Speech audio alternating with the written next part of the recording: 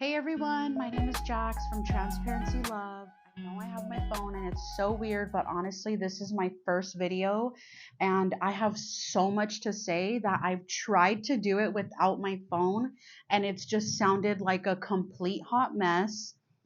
But basically, I've been having a lot of anxiety lately and I've been feeling alone.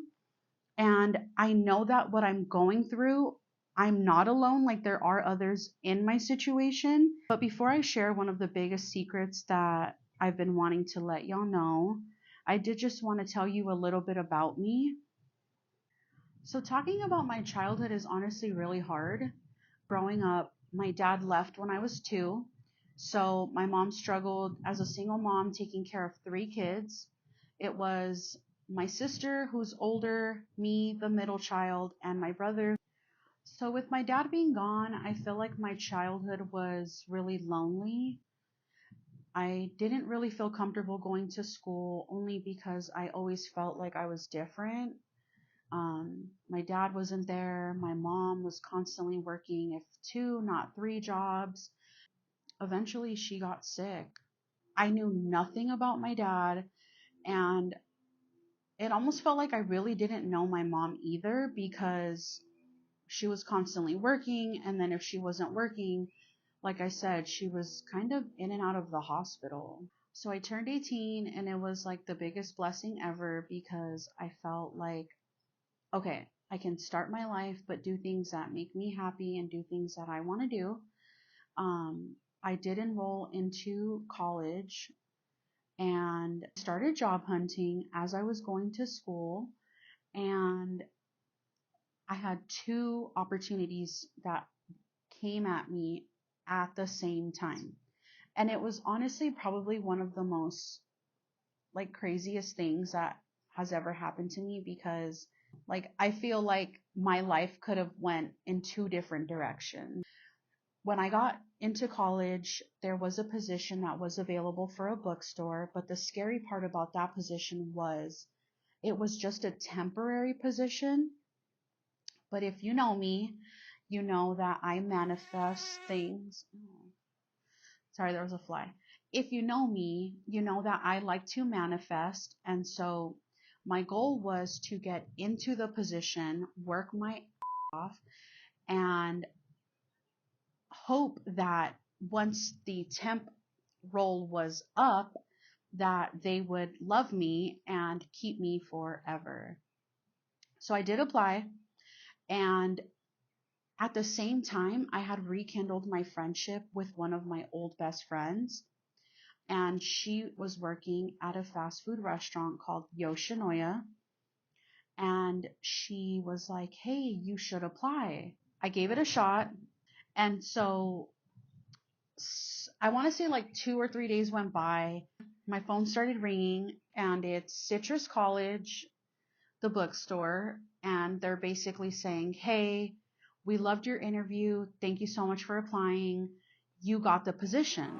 And I just remember screaming, like being so proud of myself, because like, as you guys know, like my childhood was, it was intense. And I hope to share a lot of stories with you guys later. Like right now, I just want to do something small so you can get to know me a little bit. And I'm sorry if I'm like, my voice is shaky. I'm trying not to cry. But I just remember being so excited because I don't know, like I would be that girl, that's like at college all day because I work at the bookstore and I was attending the school, trying to get my life together. The guy did tell me like it is just a temporary position, kind of giving me the details about the job. And I remember telling him like, I'm so sorry, but I actually already have another job. Thank you so much for this opportunity. It was funny. I remember he was like, I didn't even have Yoshinoya yet. Like, honestly, I didn't even have it. I was just really hoping that everything would fall through, like my best friend had said. I basically got the call for Yoshinoya that I had got the job. And I just remember being so scared because I was 18, going to college full time, working part time, all while paying bills and taking care of my mom. it's hard when you're 18. Like, you're supposed to be living your best life, you know, figuring yourself out. Being that my mom was a single parent, it felt like I couldn't fail, because if I did fail at life, it almost felt like it would fall back on her and how she raised us. And I mean, I don't think that's fair personally. Like, my dad was the one that left, but anyways, I started working there, and I was brought into the company right after the store had opened. And so my training wasn't like regular training. Like, they didn't send me somewhere to complete the training program because the store was so new and it was so busy. I was basically just filling in that position that opened up, and I had to start getting the feels of the job on the job. So I remember this one time, and I feel like this is kind of like what started everything. Because I wasn't trained properly, there was a customer that had came in, and Yoshinoya sells beef bowls. So the client had asked for a beef bowl, asked for no onion. Like, they were very specific about it. And I was like, oh my gosh, okay, I got this. Like, it was my first job ever. So I'm looking at the screen and I'm just used to putting in orders, but this time I had to like modify the order. And so I'm trying to modify it. I can't figure it out.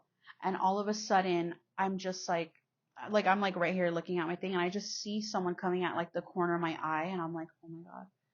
And then it's Andrew, and he's just like, do you need help? And I was like, yeah, this customer, this customer wants no onion.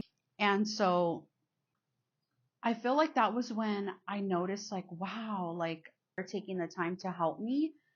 And I don't know, like, I just feel like I just couldn't believe how open and like easy it was to just get help from him and talk to him, because I don't know, I feel like a lot of the other people that were there, like, they were there to do their job and not necessarily train me, which I completely get. So I feel like with him, it was always like him wanting to take the time to help me. But as I started working there, I did get a little bit better. I was there for a few months. I got to know a lot of people, but I noticed that like I had felt the most comfortable with Andrew. And when it came to like any questions that I had or any help that I needed, whether noticed that I would go to just Andrew, like that was it.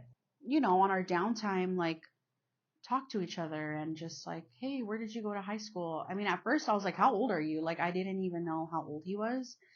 And oh my God, I remember we were like busting up because we were like, when's your birthday? You know, and I was like, my birthday's July 15th. And he's like, you're lying. My birthday's in July too. And I was like, oh my God, that's how cute. You know, like, I don't know. It was just annoying. And so there was a position that had became available because one of our team members was going on maternity leave. And I remember my mom at the time was like getting worse. Like, her stays at the hospital were turning into, they were going from like 1 to 2 days to like her being there for like a week, sometimes a week and a half. And it was hard, you know, like she really needed help. I told my boss at the time, can I please have that position? And he had said, yeah, nobody wants it. And I just remember like 2 days before the schedule was going to come up for the following week, Andrew went in the office and asked Jerome for the position. And he basically gave it to him. So I was pissed because I was like, bro, I literally calculated my whole check already. I was about to milk it, get some OT. Like, I was trying to get some money for me and my mom. Jerome was like, oh, don't worry about it. Like, you can have the pre-closing position, so you'll work basically like similar hours, but you're not closing. I'm like, so I'm basically doing all the work, but I'm not getting the same amount of hours, and my pay is not going to change, like nothing. Got it. With that, like closing and pre-closing position, we were working like non-stop together. Like, I would come in at 5 o'clock, leave like around 10:30, 10:45. we're getting to know each other a little bit more. Like, where did you go to school? How was school like for you? And it's just crazy. Like when you meet somebody, like you just don't really know that they're struggling or how they're struggling. And I just remember like he would never really say much. Like he would always like ask me questions and I'm like, okay, sure. Like I could talk about me all day. Just kidding. But I just remember he was like, I bet you were like this cheerleader and you had like this really pretty writing and like you were so popular. And I just remember like laughing because we would talk like we had to wear headsets. And so I just remember like always like pressing my talk button and laughing. So we were hanging out, having fun, closing and pre-closing. A lot of the girls would tell me like, "Do you know him like from anywhere? Because your guys' relationship is so intense. Like the way that you guys vibe and connect, like it's as if you guys knew each other." Like, I don't know what you're talking about. If anything, you have known him longer than I have. Everybody would say we have this connection and I would just literally look at them like you guys are crazy. Like, do I not have this connection with you, with the cooks, like with my boss? Like I'm like how I was with him with everybody. But apparently I guess he wasn't. Like I would hear rumors that like when I wouldn't work, he was completely different. Like he would just be in this like work mode. And I feel like the girls would kind of get upset, but I'm like, how is that my fault, queen? Like, why am I being blamed for it? Like, I have nothing to do with how he acts, how he is, how you are. Like, I don't have nothing to do with that. One day, oh my God, I will never forget this. I go into work and he's like closed off and I don't know. Like I didn't know him like that, so I was like, okay, this is a day where we're just gonna get what we need to get done, and I'm gonna get out, go to my friend's house, vent about it there. No, like the behavior just continued and continued, and like everything that he was funny, charismatic, sweet, helpful was gone. I would even ask him, like, what did I do to you? Like, did I say something? Did you hear something? Like, what's happening? And he wouldn't really answer me. Like, if anything, he would be even more of a douche. And I'm like, wow, this is so awkward. I just remember one day I text him and I said, hey, what is your deal? Like, why are you acting like that with me? Did I do anything to hurt you? Did I say something to offend you? Like, if I did, I'm so sorry. And he never texted me back. It didn't work. Like I thought we could talk about it maybe outside of work, but I noticed that I was starting to call off of work a lot because I didn't want to see him. My friend had a barbecue and we were out in the back and this is where it gets like even more intense. So we're sitting out in the back having a little bonfire and her phone is kind of going off. She's like, "Hey, your ex-boyfriend's calling." I kind of blocked his number, so he's probably calling you looking for me. I told her, okay, give me the phone. Like, I'm going to talk to him. And he was just like, why did you block my number? And I'm like, hello, dude, we're like broken up. Like, what do you mean? Why did I block your number? Like, we haven't talked for a year. You want nothing to do with me. I said I wanted nothing to do with you. Like, that's why. And he was just like, I think we should hang out. And I said, okay. Like, I don't even know why I said okay. I just said okay. And then I was like, dude, I'll call you later. Like, my friend was like, she was like yelling at me. And I'm like, so I hang up. We went to the front. I had my phone just like this. So we were like sitting down. She was smoking her cigarette and we were just talking. And again, I was venting to her because I always vent to her. She was like my sister. Like, we were super close. And so I was telling her, like, girl, I think I'm going to quit Yoshinoya. Like, I think this is for real. Like, I want to start applying for other jobs. I kind of want to get out of fast food. And I feel like I was kind of sad. I should have took the job at the bookstore. Like, I should have just did that route. But we can't go living life like that. Like, I should have did this. I should have did this. So I just was kind of venting to her and my phone goes off, right? So I'm like, oh, it's probably my ex. So I flip it over and it was Andrew. So he texts me and he would always text me like stupid, random, like stuff, you know, like we were just like that, like we were really random. He literally was acting as if he was never this jerk and was just like, "Oh, like what are you doing?" And I was like, "I'm with my friend. Like what, like literally what do you want, you know?" And he's really good at like shifting away from what he needs to talk to you about. So we kind of started talking like regular, and she's like, "You're never going to quit Yoshinoya." Like my best friend was like scolding me, I remember, and I was just like, "Girl, I don't want to hear it. I don't want to hear it. Like I'm going through enough right now." So I go home.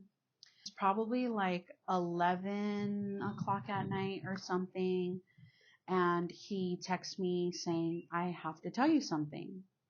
And I was like, "Yeah, like, of course." Like, and I was like, "Oh my God, I'm finally going to get the answer, right? Like, I'm finally going to get why he's being a jerk and this and that."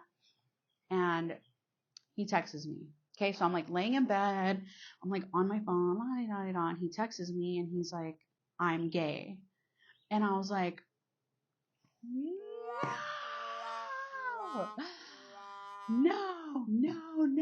no." And I remember like dropping my phone because I'm like, "Damn, he's so hot." Like, comment down below. All the hot ones are always gay. They're always gay, always. Just kidding. But anyways, I was like, shoot, I need to text him back. Like, I need to text him back. So I was like, "Oh my God, I'm so fucking happy for you. Like, I'm so glad you felt comfortable to come out to me. Like, I love you. I'm always here for you. Like, whatever you need. Like, this is a big deal. Like, am I the first person you're telling?" Till this day, I still remember. And mind you, this was like 11 or 12 or something years ago. It was like a whole decade ago. But he was like, "What?" He's like, "I'm not gay. I can't believe you believed me." And I'm like, here goes Andrew with his mind games. So I'm like, "Well, then what do you need to tell me, bro? Like, what is it?" And that's when I told myself again, like, "Oh my God, okay, I'm going to find out like why he's like being a jerk to me." And so he basically tells me, "I like you." And I remember freaking out.